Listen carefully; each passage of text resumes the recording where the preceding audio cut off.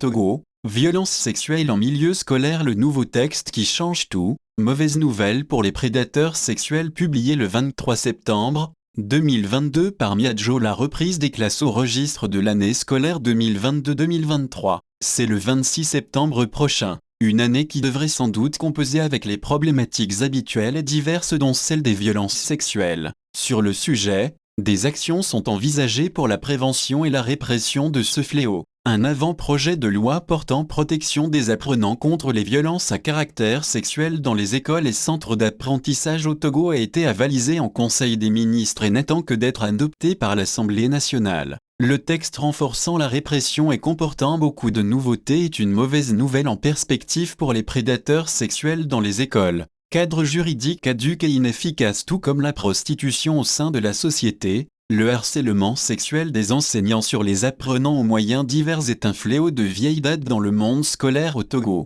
Des cas sont dénoncés par les associations ou ONG de défense des droits de la jeune fille qui pullulent, mais cela ne semble pas atténuer le phénomène. Il existe pourtant un cadre juridique et une batterie d'instruments assortis de sanctions qui répriment ces violences à caractère sexuel. Primo, la loi numéro 84/14 du 16 mai 1984. Relative à la protection des filles et garçons régulièrement inscrits dans un établissement d'enseignement ou dans un centre de formation professionnelle qui sanctionne d'une amende et d'une peine de prison toute personne qui enceinte une fille régulièrement inscrite. Secondo, la loi numéro 2007-017 du 6 juillet 2007 portant Code de l'enfant qui punit au moyen d'amende et de peine de prison tout auteur d'attouchement sexuel, de harcèlement sexuel, de pédophilie, de séquestration ou de viol. Tertio, la loi numéro 2015-10 du 24 novembre 2015 portant nouveau code pénal qui prévoit également des amendes et peines de prison à l'encontre de tout auteur d'attouchement sexuel,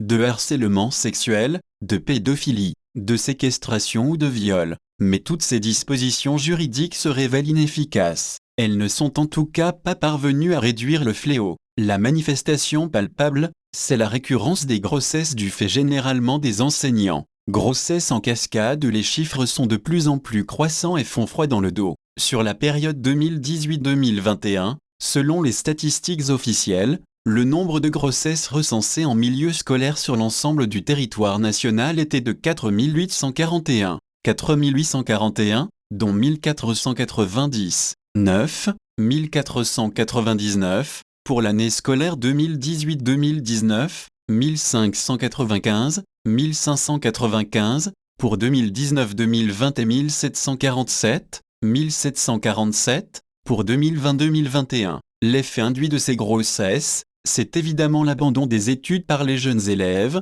ce qui compromet leur avenir. À défaut de grossesse entraînant l'abandon des études, les violences à caractère sexuel dans les établissements d'enseignement et centres de formation ou d'apprentissage, notamment l'attouchement sexuel, le harcèlement sexuel, le cyberharcèlement sexuel, la pédophilie, la séquestration, le viol ou encore l'atteinte à l'intimité de la vie privée affectent négativement la santé physique et mentale des victimes, de même que la performance du système éducatif togolais. Ces actes de violence sont notamment à l'origine de la baisse des résultats scolaires, du décrochage scolaire, des traumatismes durables et parfois du suicide de l'apprenant victime. Du nouveau texte, il n'est pas encore transformé en loi, mais le nouveau texte dans les tuyaux a le mérite de mieux encadrer, SIC, le phénomène du harcèlement sexuel en milieu scolaire et d'apprentissage. Au contraire de ses aînés, SIC, taxé d'essentiellement répressif. Il prend en compte les volets prévention et accompagnement des victimes des actes de violence sexuelle et est présenté comme une actualisation des diverses mesures contenues dans la loi du 16 mai 1984, le Code de l'enfant et le Code pénal.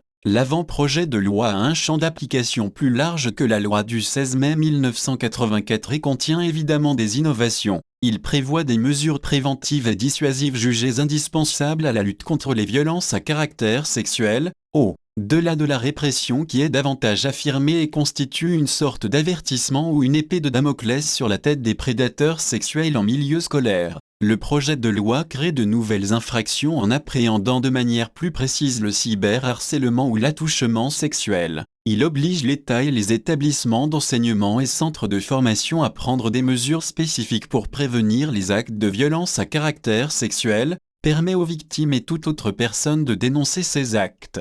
Des mesures d'accompagnement sont également proposées aux victimes. Ainsi, les victimes auront droit à la gratuité des certificats médicaux et des rapports d'expertise médico-légaux nécessaires pour prouver des actes de violence à caractère sexuel. Cela encouragerait les victimes à faire dans la dénonciation, bloquées qu'elles sont le plus souvent par le manque d'argent pour financer les frais d'établissement du certificat médical et du rapport d'expertise médico-légale. Elles auront également droit à une aide juridictionnelle totale, des cellules d'écoute et d'accompagnement psychologique et social de proximité devant être créées et mises à leur disposition. Le texte, c'est un ensemble de 41 articles répartis en 5 chapitres. Le premier chapitre, article 1 à 3 traite des dispositions générales, tandis que le second, article 4 à 7, est consacré aux mesures préventives et dissuasives et le troisième, article 8 à 12, définit les mesures et structures d'accompagnement et de soutien aux apprenants victimes de violences à caractère sexuel. Les chapitres 4, articles 13 à 38, et 5, articles 39 à 41, traitent respectivement des dispositions pénales et disciplinaires, et des dispositions diverses et finales. Lire ci-dessous, encadrer, les dispositions de l'avant-projet de loi relatives aux mesures préventives et dissuasives, aux mesures et structures d'accompagnement des apprenants victimes de violences à caractère sexuel et aux dispositions pénales et disciplinaires. Chapitre 2, des mesures préventives et dissuasives. Article 4, l'État assure la protection des apprenants contre les violences à caractère sexuel. L'État veille à l'élaboration des programmes d'enseignement et de formation relatifs à la lutte contre les violences à caractère sexuel, en développant notamment des curricula sur l'éducation aux valeurs et à la santé sexuelle. B. L'intégration dans le règlement intérieur des établissements d'enseignement, centres d'apprentissage et de formation professionnelle, des notions relatives à la protection des apprenants contre les violences à caractère sexuel auxquelles les apprenants sont exposés. C. La mise en place de mécanismes de prévention et de prise en charge des cas de violence à caractère sexuel. D. La collaboration avec les médias, les leaders d'opinion, les organisations de la société civile et les communicateurs traditionnels afin de sensibiliser le public relativement à l'existence et à la gravité des actes de violence à caractère sexuel. E. La poursuite par le ministère public des auteurs de violences à caractère sexuel dans le respect des droits de la défense. F. La mise en place des numéros verts et tout autre mécanisme d'alerte permettant la dénonciation des actes de violence à caractère sexuel contre des apprenants. Article 5. Tout établissement d'enseignement, centre d'apprentissage et de formation professionnelle œuvre à la prévention des violences à caractère sexuel par a. La formation des enseignants en matière de prévention et de lutte contre toute forme de violence à caractère sexuel. B. La formation des apprenants sur les dangers que peuvent représenter l'utilisation abusive des réseaux sociaux et sur les outils pouvant les protéger efficacement. C. L'affichage des messages de sensibilisation sur les violences à caractère sexuel. D. L'implication du comité des parents d'élèves et des chambres de métiers dans la protection des apprenants contre toute forme de violence à caractère sexuel. E. La mise en place d'un mécanisme de collecte et de gestion d'informations relatives aux violences à caractère sexuel. F. La vulgarisation auprès de la communauté éducative et des autres acteurs impliqués des dispositions législatives et réglementaires relatives à la protection des apprenants contre les violences à caractère sexuel. G. La mise en œuvre de toute autre initiative concourant à la protection des apprenants contre les violences à caractère sexuel. Article 6. Toute personne, victime ou ayant connaissance d'une tentative de commission ou de la commission d'actes de violence à caractère sexuel, a l'obligation de la dénoncer sans délai, selon le cas, a. Aux responsables d'établissements d'enseignement, de centres d'apprentissage et de formation professionnelle ou du centre de promotion sociale, b. Aux inspections d'enseignement et directions régionales de l'éducation, c. Aux centres d'écoute et de conseil aux victimes de violences basées sur le genre, d. Aux forces de l'ordre et de sécurité, e. Aux autorités judiciaires, f. Aux organisations à base communautaire, g. À toute organisation de défense des droits humains. Article 7. Nul ne peut être sanctionné ou faire l'objet de quelque représailles que ce soit pour avoir dénoncé ou témoigné de faits avérés de violence à caractère sexuel sur un apprenant. Chapitre 3. Des mesures et structures d'accompagnement des apprenants victimes de violences à caractère sexuel. Article 8. Toute apprenante enceinte a le droit de poursuivre ses études si elle le souhaite. Si l'absence fréquente ou prolongée au cours, formation ou travaux pratiques du fait de la grossesse compromet les résultats de l'apprenante, elle peut être admise à redoubler. Toute sanction ou mesure prise en violation des dispositions du présent article est contraire aux intérêts de l'apprenante et nulle de plein droit. Les mesures pratiques et d'accompagnement sont prises par voie réglementaire. Article 9. L'apprenant, victime de violences à caractère sexuel a droit d'office à l'aide juridictionnelle totale pour faire valoir ses droits en justice ou poursuivre l'exécution de tous actes et procédures d'exécution. Article 10. Lorsqu'ils sont établis pour prouver des actes de violence à caractère sexuel, les certificats médicaux et les rapports d'expertise médico-légaux sont gratuits. Un arrêté conjoint des ministres chargés des enseignements primaires, secondaires, techniques, de l'artisanat, supérieur et de la recherche, de la santé et des finances détermine les modalités de délivrance et de prise en charge des certificats médicaux et des rapports d'expertise médico-légaux aux apprenants victimes de violences à caractère sexuel. Article 11. Des cellules d'écoute et d'accompagnement psychologique et social des apprenants victimes de violences à caractère sexuel sont mises en place dans chaque commune. Article 12. Un observatoire national, placé sous la tutelle conjointe des ministères chargés des enseignements primaires, secondaires, techniques et de l'artisanat et du ministère chargé de la promotion de la femme, est créé pour assurer le suivi, évaluation des violences à caractère sexuel contre les apprenants. L'Observatoire national est chargé de l'élaboration d'un plan national de lutte contre les violences à caractère sexuel en milieu scolaire, universitaire et dans les centres d'apprentissage et de formation professionnelle. La dénomination, les attributions, les modalités d'organisation et de fonctionnement de l'Observatoire sont définies par décret pris en Conseil des ministres. Chapitre 4. Des dispositions pénales et disciplinaires. Article 13. Tout acte sexuel, même consenti, commis sur la personne de l'apprenant de 15 ans ou par abus d'autorité, violence, contrainte, menace ou surprise constitue une infraction pénale. Lorsque l'apprenant victime est mineur de plus de 15 ans, la contrainte morale ou la surprise peuvent résulter de la vulnérabilité, de la différence d'âge existant entre la victime et l'auteur des faits ou de l'autorité de droit ou de fait que celui-ci exerce sur la victime. Lorsque l'apprenant victime est un mineur de moins de 15 ans, la contrainte morale ou la surprise résulte du seul fait de l'âge de la victime. Article 14. Constitue une atteinte à l'intimité de l'apprenant, le fait 1. De publier ou de diffuser des papiers ou enregistrements privés, un dessin, une photographie, un film ou tout autre support reproduisant l'image à caractère sexuel de l'apprenant sans ou avec son consentement ou celui de ses ayants droit. 2. D'organiser, par quelque procédé que ce soit, l'interception, l'écoute ou l'enregistrement de communications privées, orales, optiques, magnétiques ou autres échanges à caractère sexuel reçus dans un lieu privé, à l'insu ou sans ou avec le consentement de l'apprenant. Tout auteur d'atteinte à l'intimité de l'apprenant est puni d'une peine d'emprisonnement d'un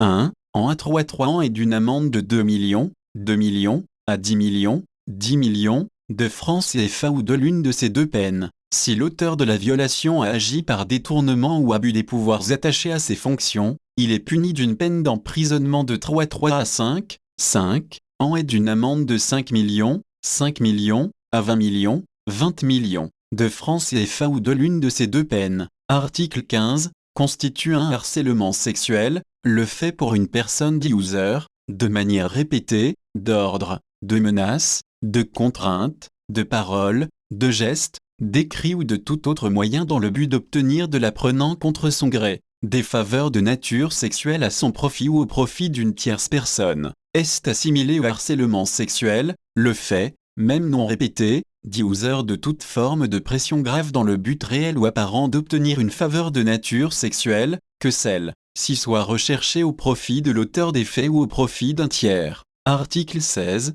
Constitue un cyberharcèlement sexuel en milieu scolaire, universitaire et dans les centres d'apprentissage et de formation professionnelle. Le fait pour toute personne d'utiliser les nouvelles technologies de l'information et de la communication pour humilier ou intimider un apprenant, dans le but d'obtenir de lui des faveurs de nature sexuelle à son profit ou au profit d'un tiers ou de nature à porter atteinte à la dignité, en raison de son caractère dégradant ou humiliant, ou créer à son encontre une situation humiliante, hostile ou offensante. Article 17. Toute personne coupable de harcèlement sexuel ou du cyberharcèlement sexuel sur un apprenant, est puni d'une peine d'emprisonnement de 3 à 5 ans et d'une amende de 3 300 000 à 5 millions FCFA ou de l'une de ces deux peines. Lorsque le harcèlement sexuel ou le cyberharcèlement sexuel est commis par une personne abusant de l'autorité que lui confèrent ses fonctions ou lorsque la victime est un mineur de moins de 15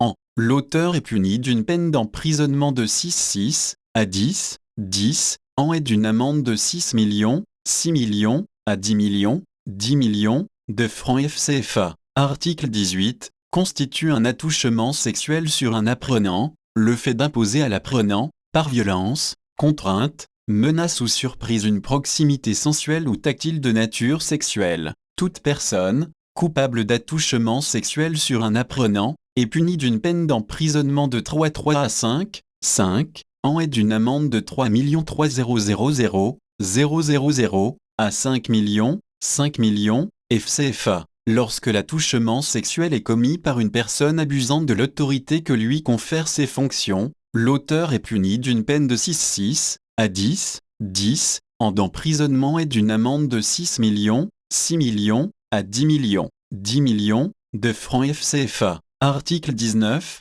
Quiconque met enceinte une apprenante, régulièrement inscrite dans un établissement d'enseignement ou dans un centre d'apprentissage ou de formation professionnelle, encourt une peine d'emprisonnement d'1 an à 5 ans et d'une amende d'1 million à 5 millions de francs CFA. La peine est portée au double lorsque l'auteur de la grossesse est une personne abusant de l'autorité que lui confèrent ses fonctions ou lorsque l'apprenante enceinte est une mineure de 15 ans. Les dispositions prévues au présent article ne sont pas applicables si, au moment de la survenance de la grossesse, l'apprenante a atteint l'âge de la majorité légale et est consentante ou se trouve dans un lien de mariage avec l'auteur de la grossesse. Article 20. Explicite. L'interruption de grossesse qui est la conséquence d'une violence à caractère sexuel. Sous réserve de l'application des dispositions pertinentes en vigueur, l'interruption de grossesse par contrainte ou contre la volonté de l'apprenante est strictement interdite.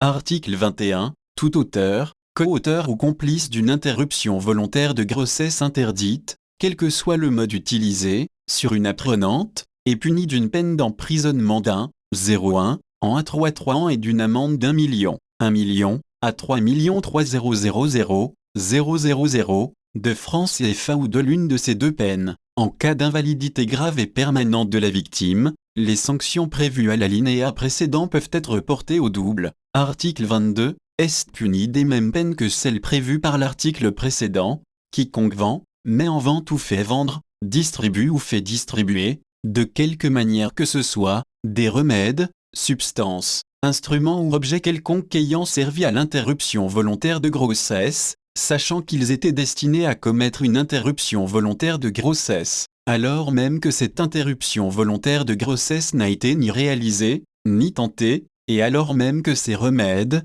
substances, instruments ou objets quelconques proposés comme moyens efficaces d'interrompre une grossesse seraient, en réalité, inaptes à la réaliser. Article 23. Tout professionnel de santé qui aura dressé un certificat médical de complaisance pour une interruption thérapeutique de grossesse ou qui en serait complice sera puni d'une peine d'emprisonnement d'1 an à 3 ans et d'une amende d'1 million à 3 300 000 de francs CFA ou de l'une de ces deux peines. En cas d'invalidité grave et permanente de la victime, les sanctions prévues à l'alinéa précédent peuvent être portées au double. Article 24. Est constitutif de pédophilie, toute relation ou attouchement sexuel même consenti, de quelque nature que ce soit, commis par une personne majeure, sans fraude, menace, contrainte ou violence, sur la personne d'un apprenant de moins de 15 ans, ou toute exposition ou exploitation à des fins commerciales ou touristiques de photographies,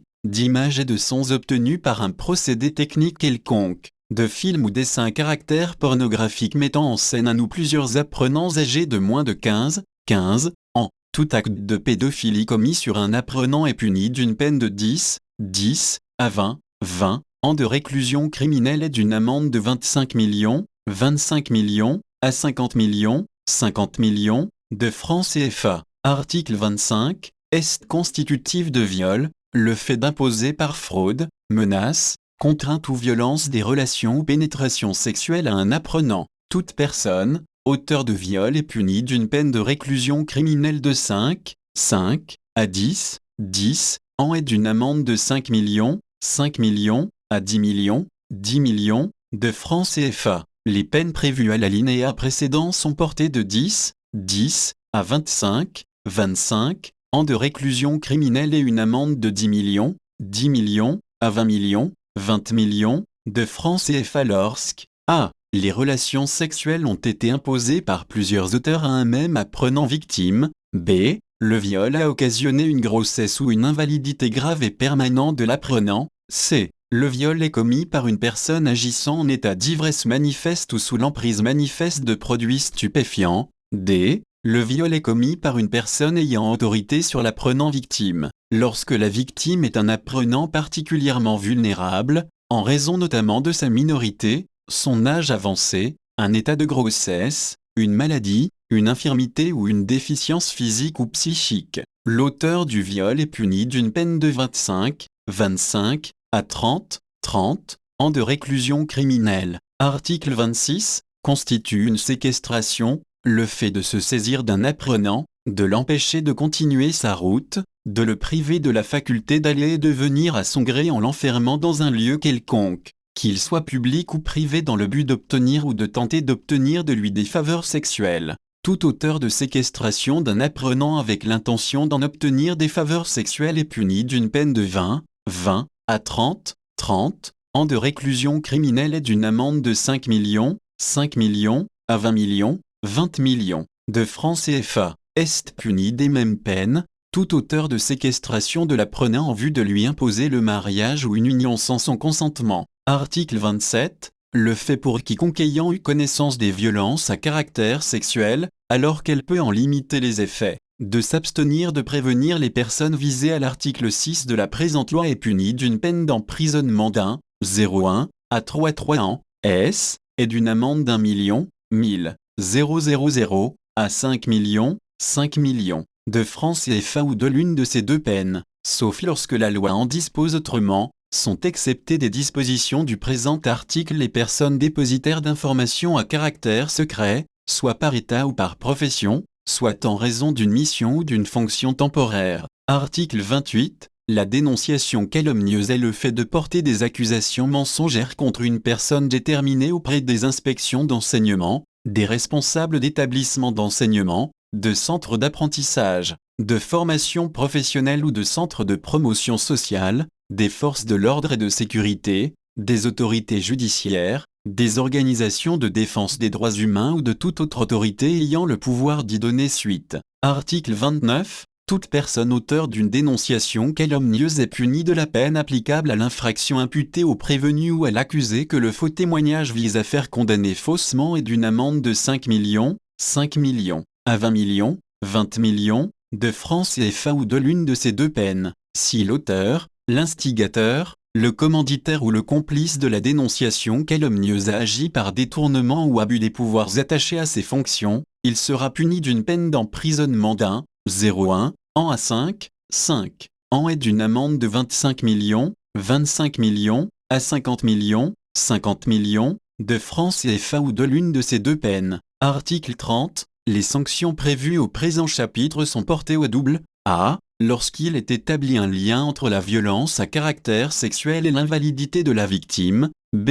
Lorsqu'il est établi un lien entre la violence à caractère sexuel et le suicide ou la tentative de suicide de la victime. Les sanctions sont également portées au double en cas A. De bandes organisées des auteurs de violences à caractère sexuel. B. De récidive de l'auteur de la violence à caractère sexuel. Article 31. Tout acte de violence à caractère sexuel est constitutif d'une faute grave sanctionnée par les dispositions législatives et réglementaires en vigueur. Article 32. Les peines prévues par la présente loi ne font pas obstacle à la mise en œuvre des procédures et sanctions disciplinaires contre tout auteur de violence à caractère sexuel. Article 33. L'autorité administrative compétente ou l'employeur s'assure de la suspension des fonctions de l'auteur de la violence à caractère sexuel avec suspension de traitement pour une durée maximum de 3 mois, si celui Si est une personne qui, à quelque titre que ce soit, est en service dans un établissement d'enseignement ou dans un centre d'apprentissage ou de formation professionnelle.